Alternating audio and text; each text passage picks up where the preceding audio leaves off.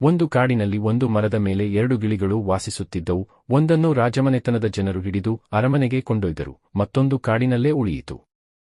ಅರಮನೆಯ ಗಿಳಿಗೆ ಬಂಗಾರದ ಪಂಜರ, ರುಚಿಕರ ಆಹಾರ, ಸಂಗೀತ ಮತ್ತು ದಿನವೂ ಹಲವಾರು ಮಂದಿ ಸಂದರ್ಶಕರ ಅಭಿಮಾನ ಸಿಕ್ಕುತ್ತಿತ್ತು.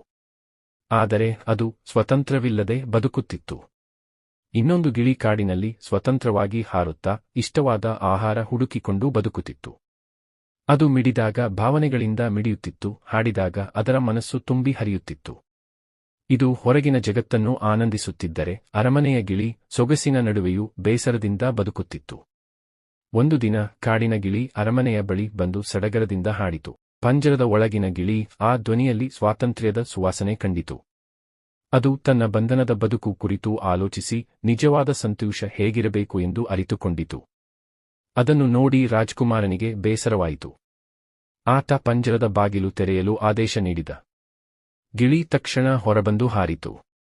2 ಗಿಳಿಗಳು ಮತ್ತೆ ಒಂದಾಗಿ ಆಕಾಶದಲ್ಲಿ ಹಾರುತ್ತಾ ತಮ್ಮ ಜೀವನದ ಅರ್ಥವನ್ನು ಕಂಡುಕೊಂಡವು. ಸೌಕರ್ಯಕ್ಕಿಂತ ಸ್ವಾತಂತ್ರ್ಯ ಮೌಲ್ಯವಾದುದು. ನೀತಿ: ನಿಜವಾದ ಸಂತೋಷವು ಬಂಗಾರದ ಪಂಜರದಲ್ಲಲ್ಲ, ಬದಲಾಗಿ ಸ್ವಾತಂತ್ರ್ಯ ಮತ್ತು ನೈಜತೆಯಲ್ಲಿ ಇದೆ.